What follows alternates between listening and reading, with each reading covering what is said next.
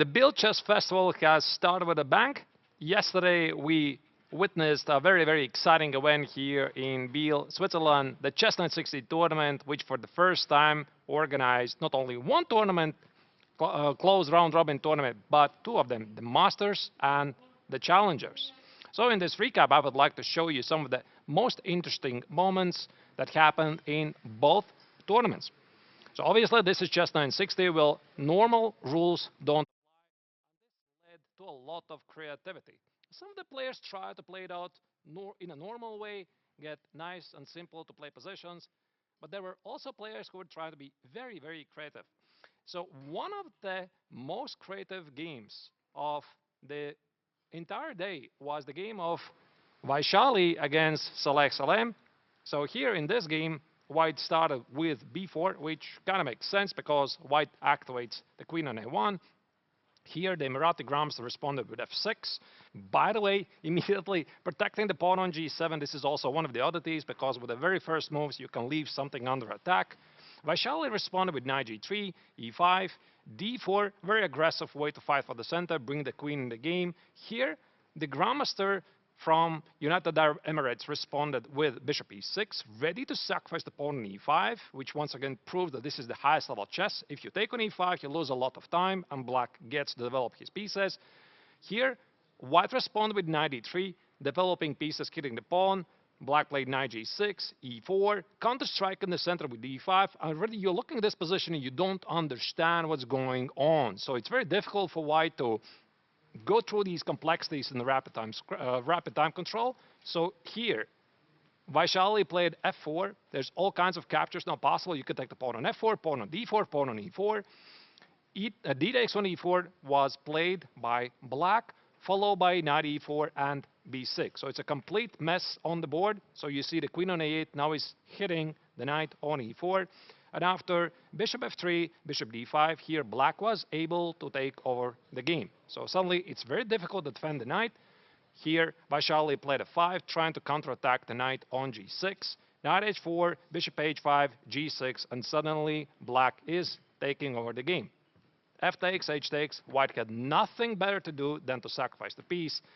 D takes on e5, bishop e4, e takes on f6. Looks very scary because white is suddenly attacking the black king with queen e5 check, but after the very precise knight takes on d2 check, king d2, queen d5, not only black parried white's threats, but also was able to take over the game and force a resignation in just 15 moves. So even though Vaishali lost the game, very, very inspired approach to play the Chess960 game. Now, the next example, I would like to show that sometimes the players would get very interesting positions after the opening, but also occasionally it would lead to tragic outcome. Like in this game against Jonathan Biel, playing against Mark Andrea Maurizzi. So after d4, e5, Maurizzi immediately attempted to bring the queen in the game and fight for the center. He was willing to lose a couple of tempi. After rook e8, he needed pawn on e4. Jonas played c4, a common theme throughout the entire tournament. Many players were trying to set up the so-called Marozzi bind with the pawns on c4 and e4. Here, black castles short very quickly. One of the oddities I'm going to mention in the following examples.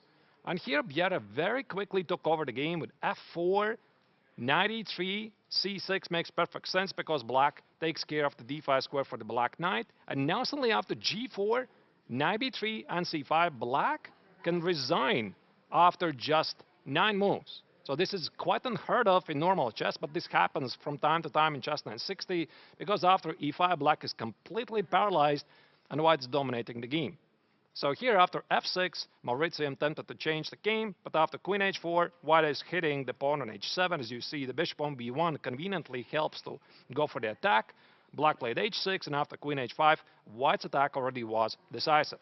So the game concluded with rook e6, queen f5, and after d5, it was too late for black. Queen h7, bishop g6, knight f5, and Maurizzi had to resign just after 60 moves. Really tragic opening, but once again, these things escalate in Chess960 really quickly. Now, obviously, it wouldn't be Chess960 without really odd moments, and one of those are the castling possibilities, because sometimes you can make a really short castle or a very long castle. So here are some of the funniest examples. that happened yesterday. This is the game of Abhimanyu Mishra playing against Pragananda. By the way, one of the losses of the future winner of the Masters tournament. And here Mishra played a really nice game, but his king on f1 is not really feeling so well. So what did he do? He simply swapped the place of the rooks. So this is how you castle in Chess960, the shortest possible castle ever. And then Mishra proceeded to went on and won the game. Also, in one of the rounds, we saw another example like this game of Samuel Shankland playing against Biel. So once again, it seems that the white king is feeling pretty secure at the queen side, and that's why just recently Biel played a5, and yet at this moment, Shankland played a very spectacular short, long, or long short castle, however you call it. As you can see, even the question mark can't keep it up, and then he decided to hide a king at a king's side. Once again, just appreciate the possibilities that Chess960 provides. Obviously, this is still a rapid game. The time control of the tournament was 15 minutes plus 5 seconds, and this inevitably was leading to blunders. For example, like this game of Samuel Shankland against Winston Keimer. Samuel had a rough start because he just recently flew over from California, being a last-minute substitute of Javokhir Sindarov. And here he played a very nice game against Winston Keimer. He was clearly pushing for the entire game. So he played f6, king f5. He realized that after knight e7 he can't make any progress. He went back, king e4, knight c8. At the time scramble, he started with rook g8, b5, and now he played king f5 because he thought that the king is making to g6, what he simply forgot that after knight e7, this is a fork. Yeah, this is actually quite rare at the highest level, but this once again proves that even the best grammars in the world, they're human beings, and they're also sometimes making very big mistakes in the time scramble. So finally, we're moving on to one of the most exciting moments of yesterday's tournament, where Andrea Maurizio was playing against Salek Salem. Actually, this was a very incredible game because Salek was clearly winning the entire game, and he, a couple of moves before, managed to blunder away his winning advantage. And this is the position where black is to move. And if you look at this position more closely, you'd realize he's in actual Zugzwang. There's no move he could possibly make, because if he touches the king, king h5, there's a mate on h7. If he touches the queen, there's going to be queen f8 and g4 checkmate on the board. So the only legal move, it seems, it's queen e5 to trade the queens, and obviously white is going to win the game. So what do you think Maurizio did here? He found a saving resource. He played the move of the day. He played queen g4, check.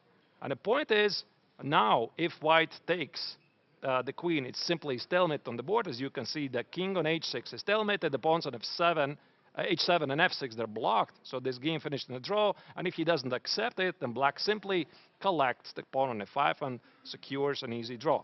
So very, very beautiful shot by the young Frenchman. The game of the day was Prague's victory over Haik Martirosyan. As it happened, in the end, they were both of them sharing the lead in the overall rankings, but it was Prague who was victorious because of their individual encounter. This game was played in round 3, where Prague had just castled short, and he was going for a very promising-looking queenside attack. So here, queen a5 was played by the Indian superstar, and here apparently Martirosyan's only move that was keeping the position together was this very odd-looking knight a8, yeah, which looks very difficult to make. And of course, Haik played a very human-looking move, knight e7, and here it was Prague who was able to build up a very strong-looking attack. He played rook c1, applying a very serious pressure at the c-file. Here, d takes on c4, Martirosyan felt he has nothing better to try to close the potential opening of the c-file. Now, once again, look at this oddity of the short castle.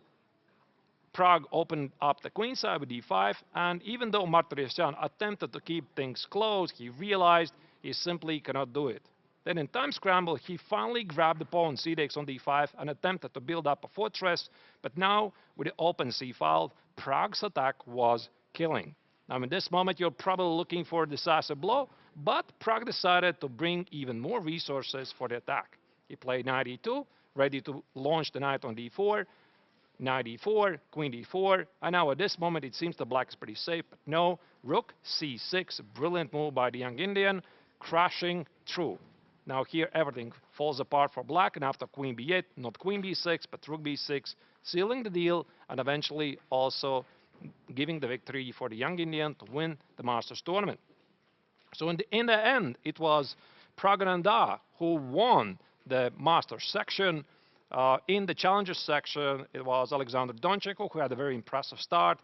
A new addition of the Chess960 tournament was that both groups played round robin of 5 rounds between each other, and then in 2 more extra rounds, a new feature of the Biel Chess Festival was that the challengers were challenging the masters for 2 more rounds. This time the masters were clearly more superior, managed to outclass their younger opponents, giving them valuable experience. So the action continues the next day with the rapid section of the GMT, which is the first tournament of the triathlon. Stay tuned, come back to follow the action live at 2 p.m. Central European Summer Time. See you soon.